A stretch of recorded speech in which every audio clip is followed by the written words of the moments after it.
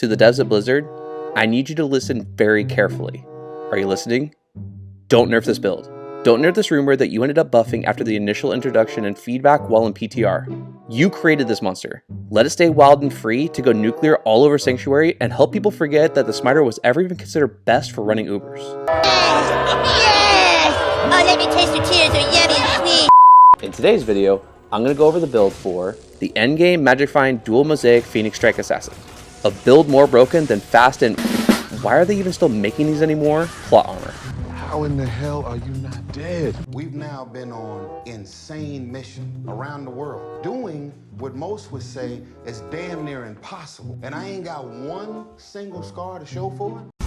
I don't have friends. I got family. I'm going to go over the attributes, the skill tree, the gear for my character and my mercenary, and afterwards I'm going to show you guys some gameplay so you could see this build in action. But do keep in mind that when it comes to this build, there are different ways you can be able to gear the character depending on your needs, whether you're trying to go for maximum DPS, you're trying to do a Magic Find character, or a hybrid of the two. Just keep in mind when it comes to looking at the gear choices that I'm going to be choosing, that you can choose alternative gear depending on the demand that you have for your build. Before we actually get into the build, the comment shout out for this video is going to be Sean Wolf and Ghost Dancing, whom a while ago mentioned in a community post to do a build guide on a martial arts sim. More specifically, a dual claw Phoenix Strike Assassin using the Dragon Claw as their finisher. Now let's go ahead and get into the video.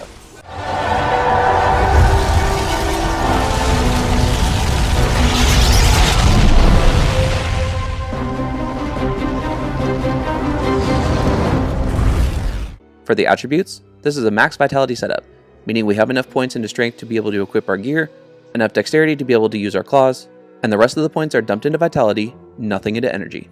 For the skill trees, it's going to be somewhat complicated, but I hope this will eventually make the most sense when you see the gameplay. We have put no hard points into the trap skill tree. For the Shadow Discipline skill tree, I have 1 point initially into Claw Mastery, initially 1 point into Weapon Block, then 1 point into Burst of Speed, and 1 point into Fade. Of these two skills, there's no right or wrong, and you could choose to use them together strategically, such as using Burst of Speed when running around, then in areas that would have high monster density, switch to Fade for the boost to resistances and the physical damage reduction, which also works with the additional physical damage reduction gear, up to 50%.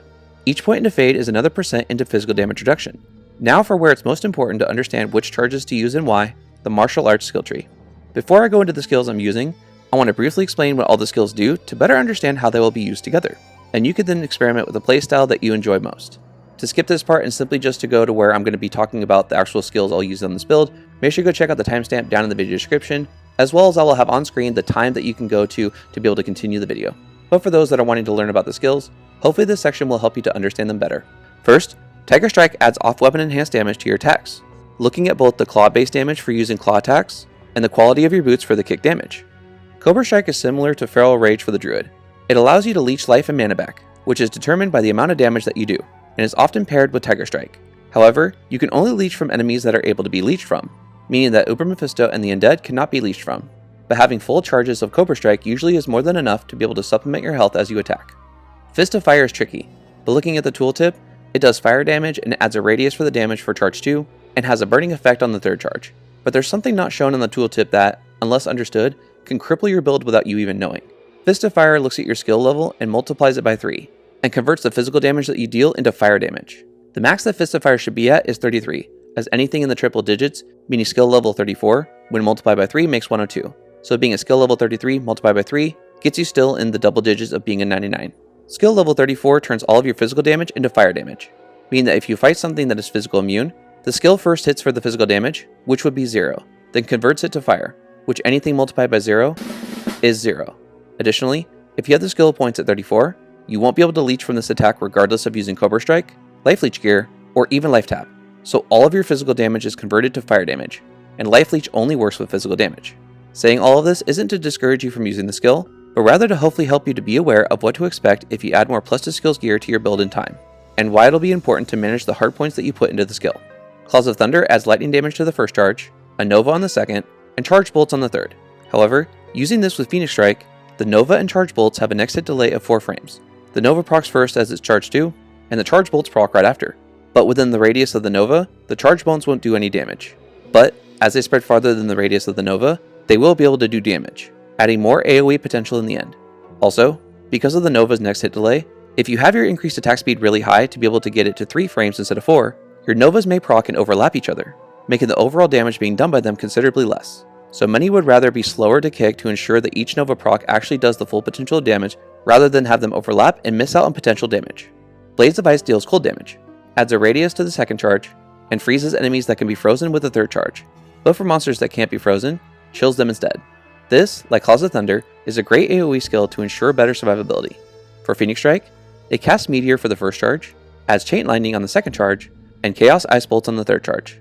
However, the Chain Lightning has a 4-frame next hit delay, and if using all 3 charges with the Claws of Thunder, which already has 2 skills overlapping each other with their own next hit delays, the Chain Lightning will also fall into the same next hit delay for enemies immediately in front of you or around you if you're swarmed by a mob. The Chaos Ice Bolts aren't important to charge up as they also have their own next hit delay and will be overlapped by the Claws of Thunder procs, of which the damage being done by the Chaos Ice Bolts will only be hitting monsters farthest away from you, and only will be hit once each time the charge is procced. This really isn't necessary to use as it really doesn't add much to the overall damage that would be noticeable in the long run. For the finishers, starting with Dragon Talon, it's similar to the Paladin Zeal. The amount of kicks it says it does at its current skill level is how many kicks it will non-stop do, meaning even if you miss a kick, knock enemies back, or whatever you're fighting dies, it's still going to follow through with the animation of the amount of kicks it's supposed to do. This is why many will invest very few points into the skill if they're not running Ubers to not get stuck in animation lock, as you could still be attacked and possibly killed. Your boot's quality is what determines the damage done with this attack, not your weapon, which is why many will get weaker claws with the plus to specific skills that they desire, as the claw damage doesn't matter. Dragon Talon can often be seen being used with Tiger Strike, as the enhanced damage on Tiger Strike is determined by your boots. Dragon Claw uses both claws to be able to deal damage, which is great for AoE and crowd control, and benefits from claw mastery. Dragon Tail focuses on first understanding the physical damage of your kick, then adds fire damage on top of that with a fire explosion around your kick. If this is the preferred finisher that you'd like to use, ideally it would be good to use a Reaper's Toll Act 2 Mercenary or an Act 5 Lawbringer Mercenary for the physical damage reduction. Dragonflight is a kick, but also teleports you onto an enemy, and this includes going through walls, such as going through the Worldstone Keep and seeing a monster on the other side of a wall. However, when you teleport, you do have an initial kick once you get to the enemy, so be advised that the animation of the kick has to first play out before you can use other attacks. Now, with the understanding of the skills out of the way, we can move on to the skills I'm using and the charges I'll be proccing. This build is focusing around using Phoenix Strike, so I have the Fist of Fire at level 33 if I switch out the majority of the Magic Find Small Charms for martial arts killers, but without them, I have it at level 28, and at this point, the build does so much damage that the few points to not have it be at level 33, like the other synergies for Phoenix Strike, doesn't make a noticeable difference. Max Claws of Thunder, Max Blades of Ice, 1 point into Tiger Strike, 1 point into Cobra Strike, and max out Phoenix Strike. Then I put 1 point into Dragon Talon and Dragon Claw, so if I'm fighting bosses, I can use Dragon Talon, but mobs are taken down with Dragon Claw for the AoE. The ideal charge build-up that I'm going to be using will be all 3 charges from Fist of Fire, the first charge of Claws of Thunder for the enemy that will be right in front of me, as well as I want my Chain Lightning from Phoenix Strike, which does considerably more damage than either the Nova or the chargeable proc of Claws of Thunder, to be effective in dealing damage, as the Chain Lightning will circle back around and deal additional damage, aside from the initial pass of fanning out from the kick. All 3 charges of Blades of Ice as enemies that are not super uniques or act bosses will be put into hit recovery and frozen when pairing using Claws of Thunder and Blades of Ice, helping with crowd control and survivability. Lastly, for the charge ups, only going to charge 2 for Phoenix Strike to get the Chain Lightning. However, with this being an endgame build, the next hit delay isn't much of an issue for damage output, so you can max all the charges on the mentioned charge up skills, and still have 2 charges on Phoenix Strike, and you'll still be disintegrating everything in sight. But it's up to you. My remaining points first went into Weapon Block to get it to 60%, and all the leftover points after that were then put into Claw Mastery.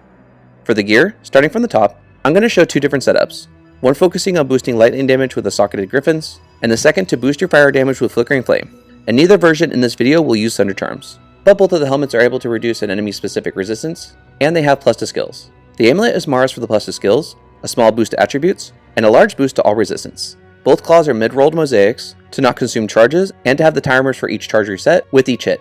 The body armor is Enigma to teleport around, as well as the plus to skills, big boost to strength, some magic find, physical damage reduction, and the 14 to life looks small, but if running this in Chaos Sanctuary or Cows for example, killing a large mob will help bring in a lot of health, especially if you telestomp back-to-back mobs. The boots are upped Core Riders, as mentioned earlier. Kick damage comes from the boot quality, so upping them adds more damage. And you still get all of the great stats such as Open Wounds, Deadly Strike, and Crushing Blow to proc. The first ring is Ravenfrost for the Cannot Be Frozen. The belt is Arachnid's Mesh for the plus to skills, faster cast rate, and slows target. The second ring is a Stone of Jordan, or SOJ, for the plus to skills, and a boost to mana. The gloves are Drax Gloves for the life tap proc, and Open Wounds if fighting Diablo clone or wanting to take this build through Ubers. Ideally, you'd want to use 220 martial arts gloves, either crafted, rare, or 320 magic gloves. On Switch, I'm using the Old Faithful CTA and Spirit combo to be able to boost our health up. In the inventory is the Cube, both Tomes, Torch, Annie, and the small charms are Magic Find small charms, with the bottom row being all resistance and life spawn charms. Looking over the additional stats, she has 8% physical damage reduction, 17% life leech, 237% magic find, 24 to life after each kill, and the 35% to open wounds, again for those wanting to take on Diablo clone or to take this through Ubers. For the Mercenary, he's an Act 2 Might Mercenary using Andariel's Visage for the life leech and IAS, Fortitude for the enhanced damage, boost to life, and all res, and his weapon is Infinity for the Conviction aura, as well as it does good damage and has Crushing Blow as well. This is absolutely not a cheap build by any means, but once built up, this build completely obliterates everything that she comes in contact with, even Ubers. Now that we've discussed the attributes, the skill trees, the gear for my character and my mercenary, let's go ahead and check out this build in action to see how well it actually plays out. Let's get started with her using Flickering Flame and do an example build run.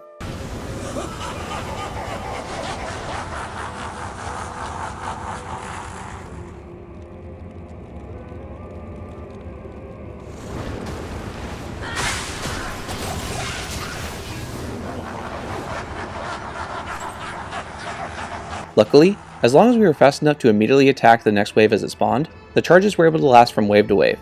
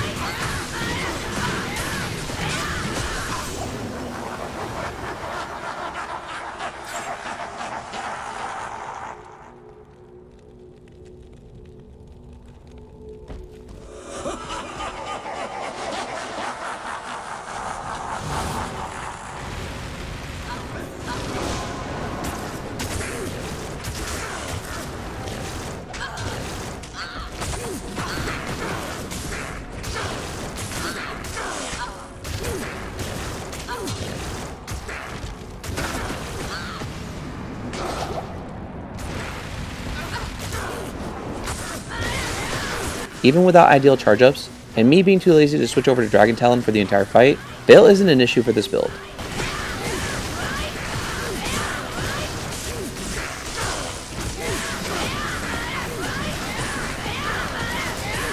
But he did take longer than I thought to be killed.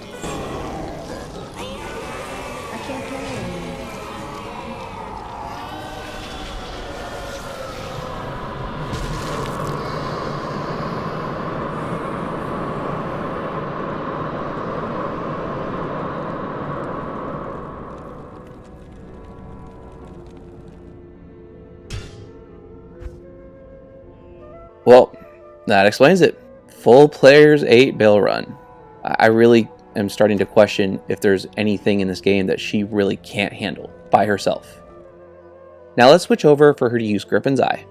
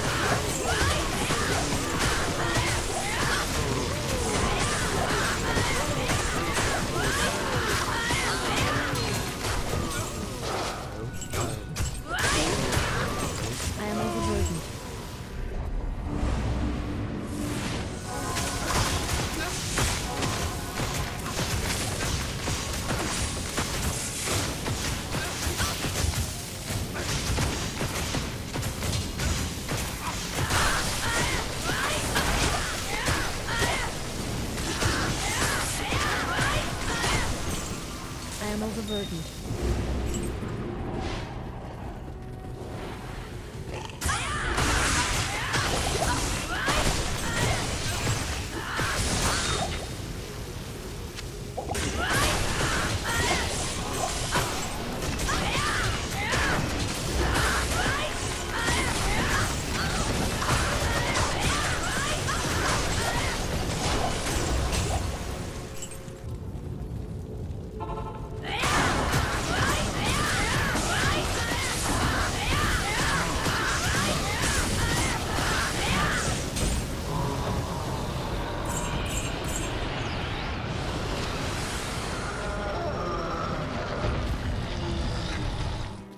What do you need?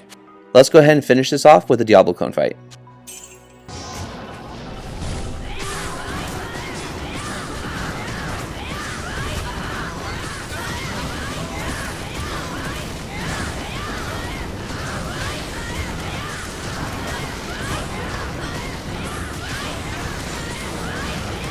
Again, too lazy to switch over to Dragon Talon at the beginning as I'm not used to swapping left click attacks, but still he wasn't an issue, even on players 8.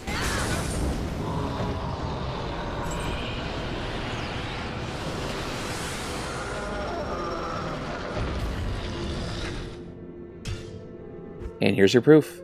Players 8, no problem. I hope you guys enjoyed the video. Again, this isn't a cheap build by any means, but if you're looking for a more budgeted version of this build, inspired by the new Runewords in patch 2.6, check out my video going over that build that still wrecks everything on Players 8 without even needing a Thunder Charm or a Mercenary. And that's going to wrap it up for today's video. I hope you enjoyed it and were able to see if this build would be something that you would be interested in going into the future, and if anything, at least just enjoyed the video. If you like this kind of content and want to see more, hit the subscribe button and hit the bell notification to be notified whenever a new video comes out. Come on. Come on. Come on, then. There you are. There you are. And if you like this video, please let me know by leaving a like. It really is appreciated to be able to help my channel to grow. And if you want to see more of my Diablo 2 Resurrected content, make sure to click the card in the corner up above to check out my Diablo 2 Resurrected playlist with a lot of videos already in it, with a lot more coming in the very near future. Other than that, I hope you guys are staying safe, and I'll see you guys in the next video. Take care.